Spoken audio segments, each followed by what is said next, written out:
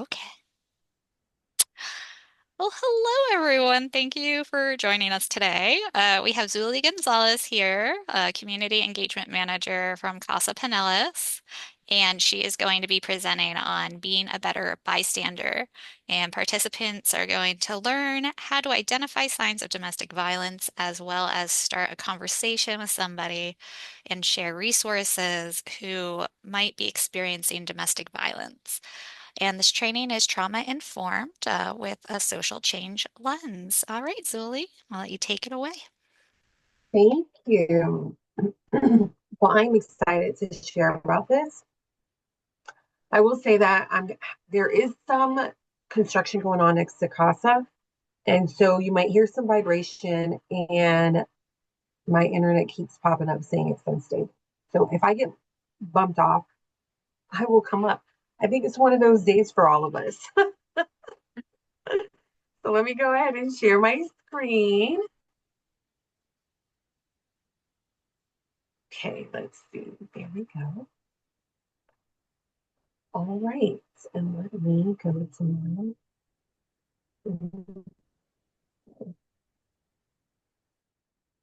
All right.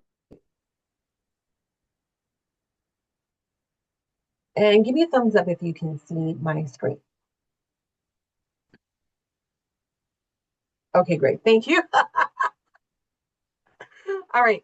Wonderful. So my name is Zuli. I'm the Community Engagement Coordinator for CASA, and I really want to teach you all how to recognize and respond to imbalances of power in a trauma-informed way.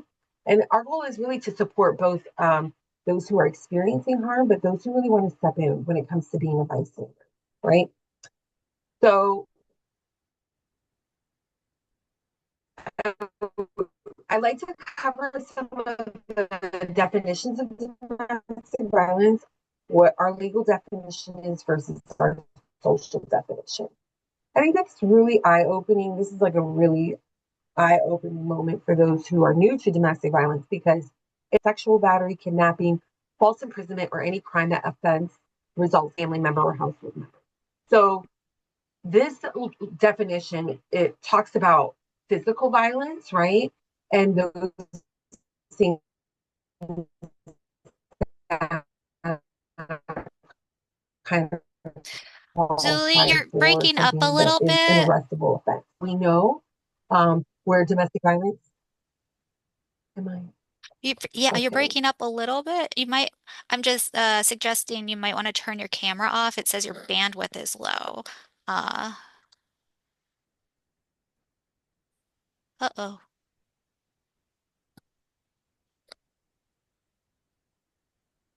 Okay. Can you hear me now? Does it sound better now? Yes. Yes. Yeah, and Okay. I turned off my camera too, just in case. Thank I you. can turn mine off too if that helps. That might help. That's all right. We'll all be off Okay. camera and I'll just keep going. Thank you so much. All right. So the social definition encompasses a pattern of abusive behavior in any relationship that's used by one partner to gain power control over another intimate partner. So domestic violence, it can be physical, sexual, emotional, economical, or psychological actions or threats of actions that influence another person. And this can include behaviors that intimidate, manipulate, humiliate, isolate, frighten, terrorize, coerce, threaten, blame, hurt, injure, or wound someone. So, why is it important to know the differences? Well, one results in the arrest of someone, and then the other one results in is actually the definition outside of those things that are arrestable offenses. So, those are important things to know because not every tactic, not everything that you see is an arrestable offense. But it doesn't mean that domestic violence isn't present. We know that in Pinellas County, ranks fifth out of 67 counties for domestic violence incidences. It happens more than aggravated assault, which is fights when people fight each other and physically hurt each other. Vehicle theft when somebody gets their car robbed, when somebody is robbed personally, rape and murder. When you combine all those, they still don't equal the amount of domestic violence incidences that are reported each year in domestic violence, which is about 6,000. Because really, domestic violence is truly about power and control. Um, it's it is power and control is the drug that an abuser seeks uh, it is the thing that the abuser seeks to control their victim. And so what you see here on this power and control wheel is these are all the little tactics that are used by batterers to assert power and control. So they assert power and control to make that survivor feel inferior. So what can you do as a bystander when you see that there is a dynamic in front of you between two intimate partners where it feels like I like to use the word, it feels a little crunchy, right? Right? It's a little crunchy and it feels like there's an imbalance here. So there are things that people can do. And that is, there are things like you can be a passive bystander, which means that you're an individual for a variety of reasons, that you just choose not to get directly involved or to take any action in that given situation. And then there are active bystanders, and those are people who don't mind getting involved in the actual situation.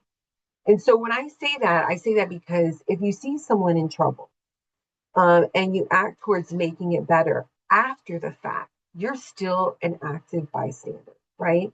You don't have to be confrontational in order to be helpful.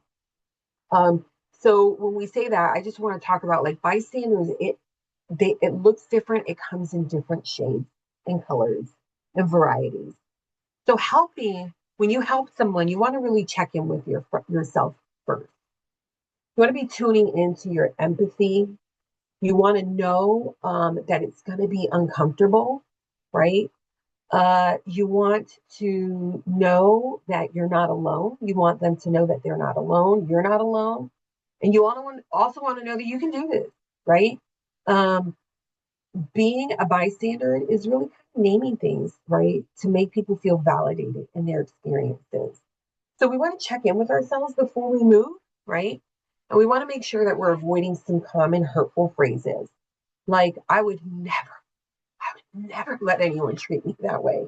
I mean, if somebody treated me like that, I would. Or why would you stay? Or, you can just leave. And so, I say avoiding these phrases because I like to share a lot when I speak and teach on these topics that I am a CASA survivor. And these phrases were actually phrases that were actually said to me by people who tried to help. And what they didn't realize is that when I heard things like, I would never let anybody treat me like that. Like if somebody treated me like that, it made me shrink. It made me feel small because I didn't feel like I was somebody who would ever let somebody treat me like that either. Because when you do find yourself in a domestic violence situation, you really don't know that you're in it until you're knee deep in it. And and it can feel very shameful. So we want to make sure that the phrases that we're using are being helpful. And we want to also make sure that we're keeping in mind, um, is this person experiencing domestic violence? And how can we make sure that we know if this person is experiencing domestic violence? So I shared the power and control wheel in one of the first slides.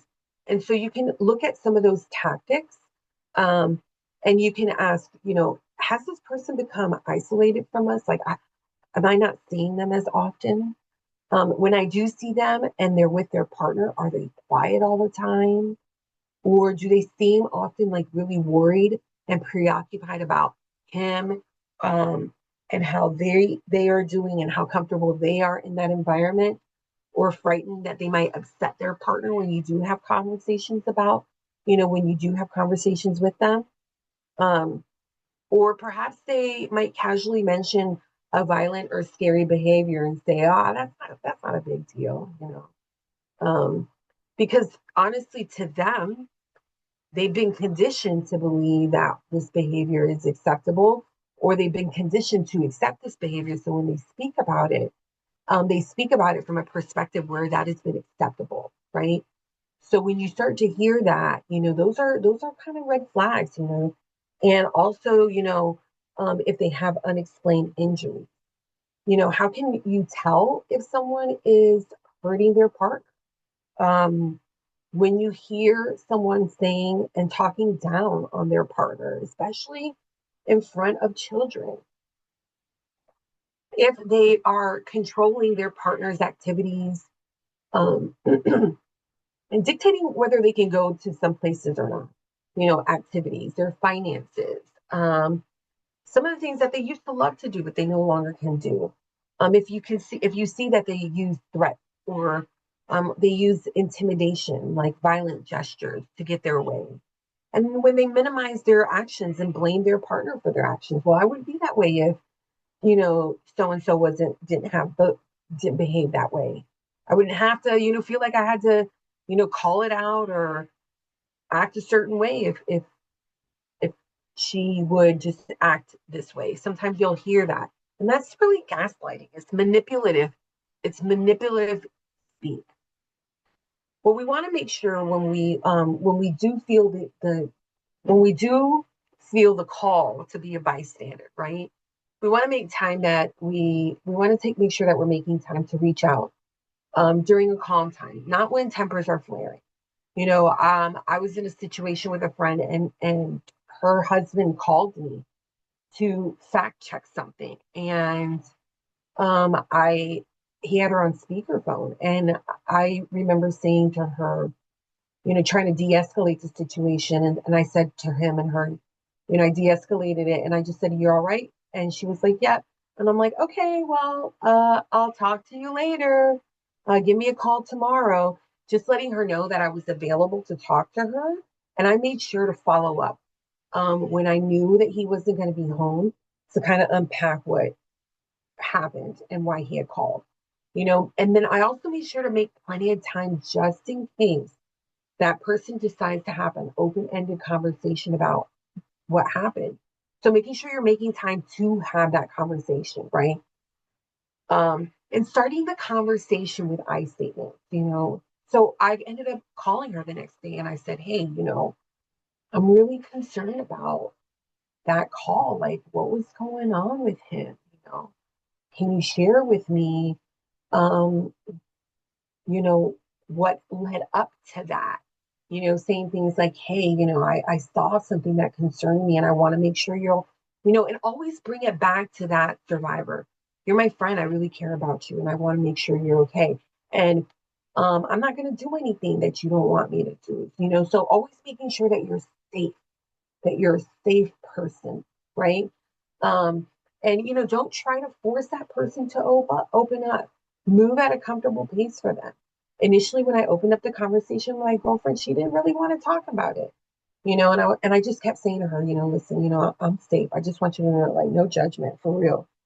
I get it, tempers flare, but you can always talk to me about whatever." And then towards the middle of the conversation, where it felt like the conversation was going to end, she started to open up. She started to open up. So, and you always want to let them know that you're going to be there for them, judgment free, right? You don't want to criticize. I know sometimes we hear some jarring things and we might want to interrupt. I always say, like, make a mental note of what you heard. And when they provide that space for you to circle back around and say things like, using active listening, saying like, "I heard you say that he goes through your phone and that's why he calls, um, tell me how that makes you feel." Right? I always ask that question because I want them to recognize that it perhaps, it's a controlling behavior that makes them feel unsafe. And then it allows you the ability to listen with compassion, and it allows you to believe the victim, right? Because domestic violence is more about control than anger. Often the victim is the only one who sees the dark side of that perpetrator. They're the only one who sees the dark side of their partner.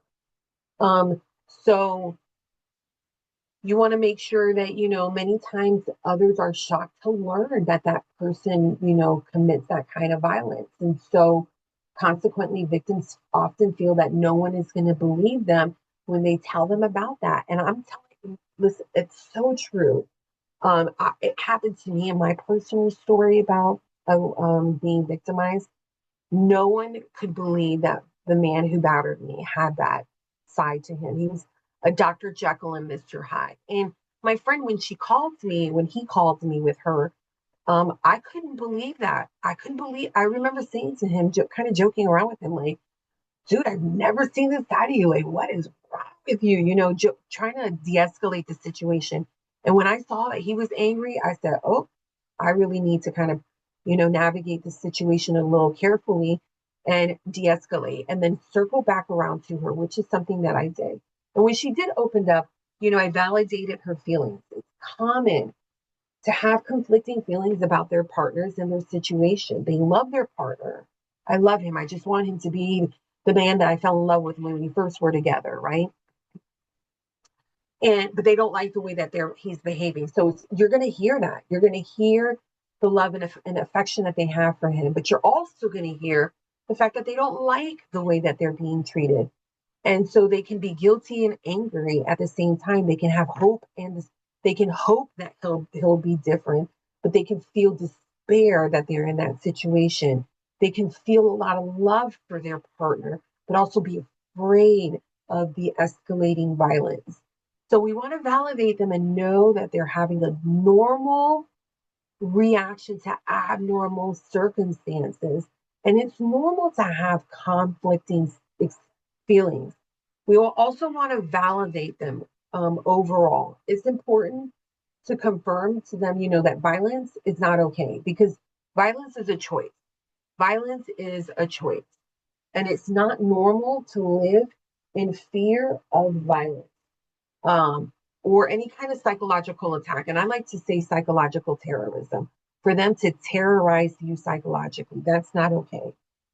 We have to understand also grace. We provide a lot of grace to our close people in our close circle. And we want to, and so that's not different for a victim that's experiencing domestic violence. A lot of victims will give grace. This is having compassion for another human, and it's a good thing. But we want to be able to do is we want to highlight that there is a fine line between grace and abuse. And we want to help them find that line. Sometimes writing down behaviors can help. Doing a pros and con list can help when you're doing that with them. And I would say, like, listen, and sometimes that can be overwhelming. So let's list 5 things that are good and 5 things that are bad. And so we can understand and then, talk about the things that led up to these bad behaviors. Sometimes they can see how complex this bad behavior has gotten, that perhaps the grace that they're providing them is not going to be enough grace for themselves, for the person experiencing that violence. We also want to make sure that when we are being that bystander and helping that person, that we discard any paper or we hide it safely so that their partner doesn't find it. And we can explain behaviors, but that does not mean that it's an excuse for behavior, right? I can understand that a person can get triggered, right? And they get and that because they were triggered, they did not have the appropriate coping mechanisms instilled in their belief systems, right? To then respond appropriately. And what they did was they reacted in violence. I have explained a behavior, but it does not excuse the behavior, right? When we are offering help, we want to be able to offer specific help. We want to be able to be available and let them know how to best contact you and be realistic with your time. Don't oversell and under deliver. Don't overpromise and under deliver, right? Because survivors are experiencing that a lot. Being realistic on what you can provide them. You can offer to look up resources and support.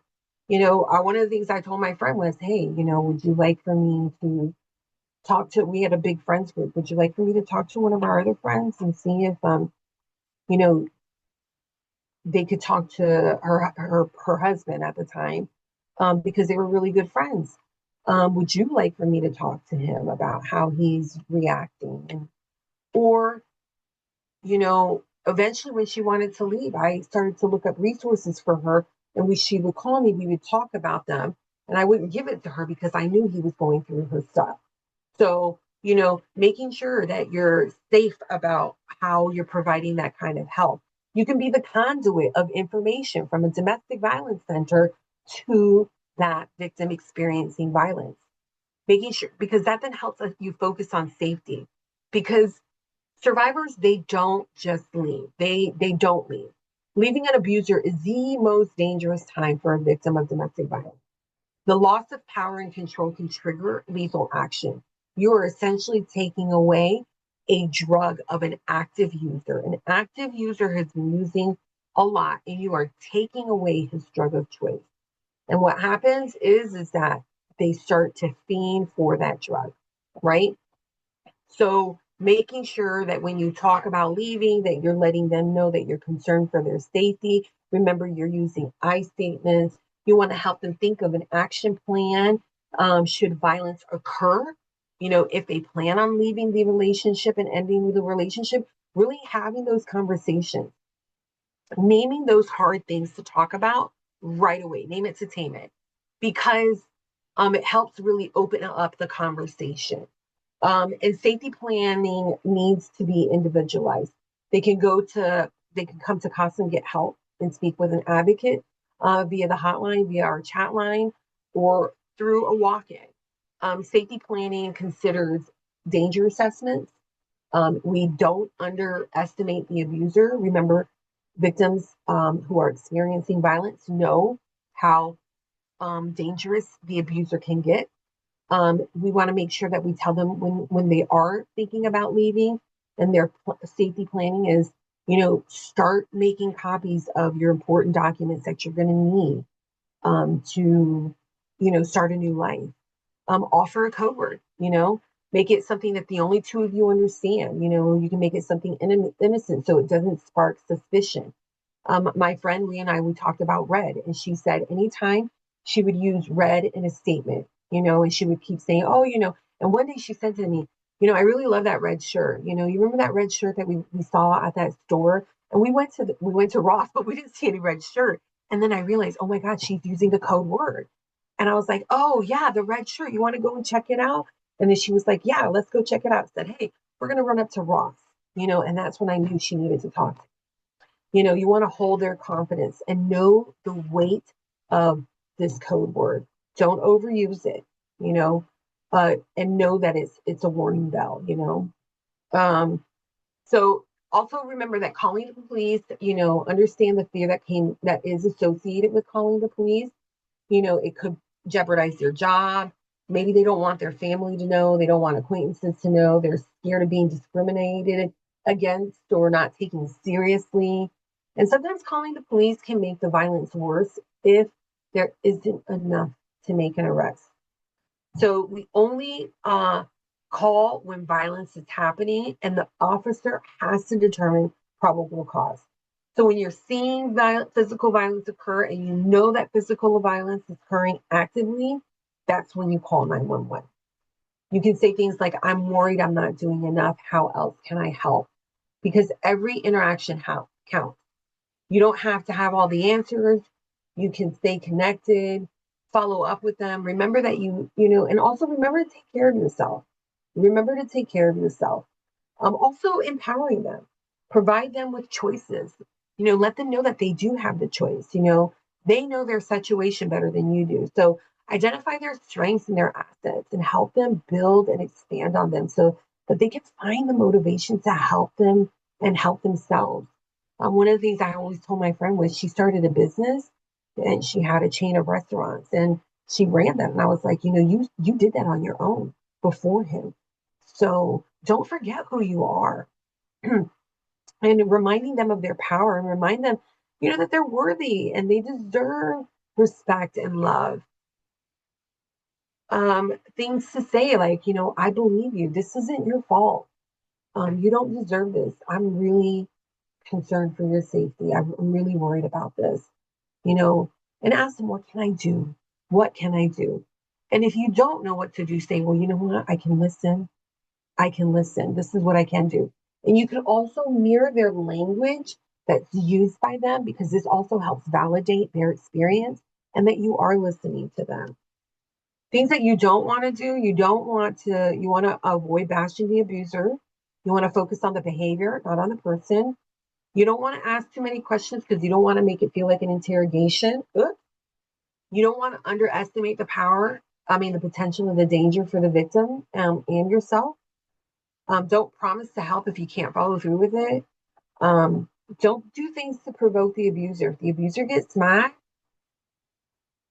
follow follow the person's lead and try to de-escalate and don't provoke him. And don't give up. Be patient. Um, and don't do anything that's going to make it difficult for the victim.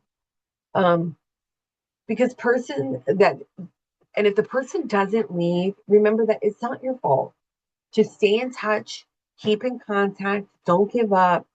Remember to take care of yourself, your emotional health. If you find yourself getting angry at the victim, reset yourself. Say, okay, you know, I really want to be here for her. And me getting angry is not me being here for her, right? And remember, abusers are master manipulators. They have exerted power and control. So don't blame the victim. Be there for them. And I say that because when I was going through my abusive situation, I had a friend, she was there for me. And then she eventually, gradually distanced herself from me. And later I found out she said to me, she had grown frustrated because I didn't leave when she felt I needed to leave. But I did have a friend who consistently stayed there. She listened to me, even though she got frustrated. And when I was ready to leave, she was the first person I went to, and she helped me leave. Um, because there are things to consider when it comes to leaving. There are cultural aspects. They could be, undocumented. It could be financial. They have children in common, their pets, disability, language barriers. But it's a process. Leaving is a process. It takes time, and they build up to it. And one of the things that you can do is offer them CASA resources. We have a prevention part of our program, which is our education through peacemakers and adult programming. We have our emergency services that offer a 24-hour hotline through our shelter. We also have our shelter as well. I also want to remind that at our shelter, we have an on-site and an off-site kennel. We also have an emergency program with injunction for protection attorneys. We have 6 attorneys and 2 paralegals that help represent survivors of domestic violence, stalking, sexual violence at no charge. They don't need regardless of income status. And they can help with filling out the paperwork to representation of their injunction. Also, we provide restorative services through our residential advocacy at shelter. We have housing, an extensive and robust housing program, and we have a non-residential advocacy program. 70% of our survivors that come to CASA for services actually come to our Family Justice Center. They don't need shelter. And our Family Justice Center offers a comprehensive, collaborative, trauma-informed, free services like childcare. We have law enforcement, medical services, mental health services, and legal services underneath the same roof. The Family Justice Center is actually a framework for a 90% drop of domestic violence, homicides in the city of San Diego, which is the first Family Justice Center. The partners that we have at our Family Justice Center include those listed here. All right, I'm going to come off. Are there any questions?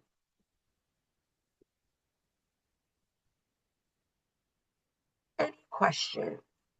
No questions, but if you could give me your personal contact information, I'd like to get in touch with you to maybe do a similar presentation for our agency.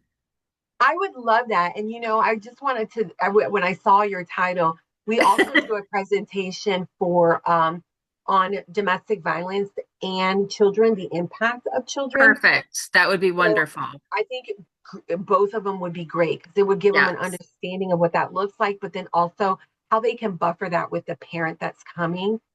for services. Yeah, Yes. amazing. Let me see if I can stop sharing. Let me see if I can stop sharing. Okay, let's see. Stop sharing. Did I stop sharing? Yeah. Yes. Well, Fantastic. thank you, Zuli. You always do such a great job, and this information is really so valuable to to everybody, not only our COC members, of course. So this recording will be put on our YouTube, and yeah, it's great that I found a connection for you with another Yes. I am so ECC. appreciative. Let me give you my contact information. I'm going to Okay. drop it right here in the chat. Okay. And this is my email where you can reach me at.